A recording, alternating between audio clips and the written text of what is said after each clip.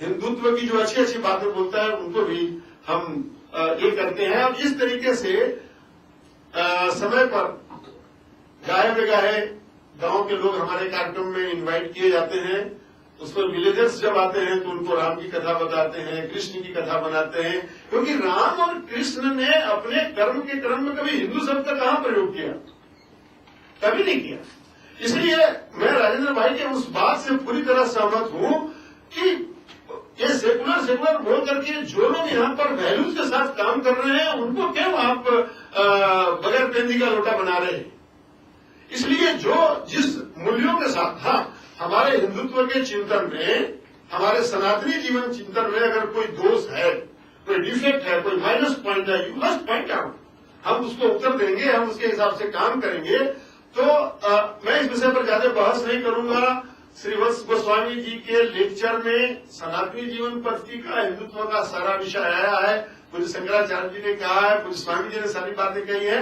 मैं केवल अब जो बेस पेपर में जो प्रश्न दिए गए हैं उनका उत्तर देना चाहूंगा कि कल्याण आश्रम के प्रेरणा का स्रोत क्या रहा। उसमें एक शब्द है जो थियोलॉजिकल शब्द हमारे भारत में नहीं चलता। मैं जब रांची पोस्ट ग्रेजुएशन में था तो वहाँ चर्चेज का एक हॉल था, उसमें थियोलॉजिकल लेक्चर्स होते थे। तो मुझे लगता था कि अच्छा, इसको थियोलॉजी बोलते हैं क्या। हमारे यहाँ थियोलॉजी शब्द नहीं चलता, लेकिन हमारे यहाँ एक शब्द है, वेद से आया है, सर्वे भवन्तु सुखिनः सर्वे सन्तु निरामया। इस पृथ्वी के सभी लोगों को हेल्दी और स्वस्थ के साथ साथ सुखी रहना चाहिए। सुख में ढेर सारे कंपोनेंट्स होते हैं, उसको मिला करके तभी आदमी सुखी रह सकता है। केवल हेल्दी होने से सुखी नहीं हो सकता, केवल पैसा होने से सुखी नहीं हो सकता, उसके ढेर सारे कंपोनेंट्स हैं। तो सर्वे भवन्तु सुखिनः सर्वे सन्तु निरामया वाले विषय को लेकर के जो हमारे पुरखों ने बताया, हमारे जो संस्थापक थे बाला साहब देशपांडे, उन्होंने ये काम शुरू किया। मैं जहाँ काम करता हूँ वहाँ नागालैंड में भी हमें ऐसे चोटी वाले लोग दिखते हैं और हमसे वो पूछते हैं कि भैया ये चोटी तुमने भी बांधी है, हमने भी बांधी है, लेकिन इस चोटी का मतलब क्या है, हिंदुत्व क्या है, हमको मालूम नहीं, कोई लिटरेचर हमको नहीं देता, आप कभी आते नहीं, कोई आसाराम बापू, कोई मुरारी बापू, कोई सुधांशु महाराज आता नहीं, कैसे हम इस चोटी को कितना दिन पकड़े रहूं।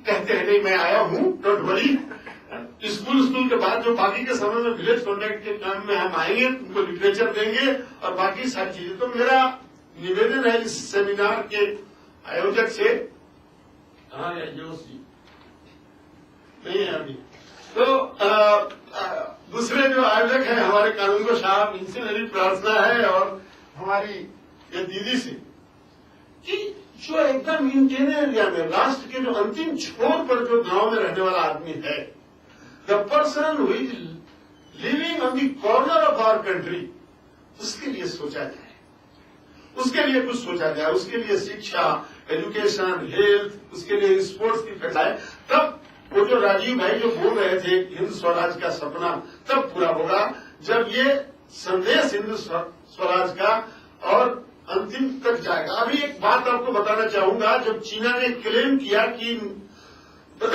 भारत के सीमा में इतना इतना एरिया हमारा है, ले एरिया में आकर के उनके कुछ पुलिस वालों ने आकर के स्टिकर लगाए, बोंडीला, तवांग और अरुणाचल के सीमा पर उन्होंने जाकर के लगाए। राजेंद्र भाई, आपको आश्चर्य होगा कि उन गांव में रहने वाले कल्याण आश्रम से एसोसिएटेड जो लोग थे, उन्होंने जाकर के वो सब पर्चे फाड़ दी और चाइना एरिया में जाकर के फेंका और उन्होंने कहा सावधान, इस देश की इतनी इंच धरती भी अब तुमको नहीं मिल सकती। यानी हमारे देश में जो मिलिट्री पावर है, हमारे देश में जो अवेयरनेस है, तो उसके आधार पर जो अंतिम छोर पे रहने वाला जो आदमी है वो कहता है कि नहीं, अब भारत का नक्शा इतना भी छोटा नहीं हो सकता। तो Kalyan Ashram is not working merely as charitable organization, not merely working as a service organization. We are injecting patriotism in the villagers who are living on border area of Bharat. ये एक बड़ा काम हम लोगों का है।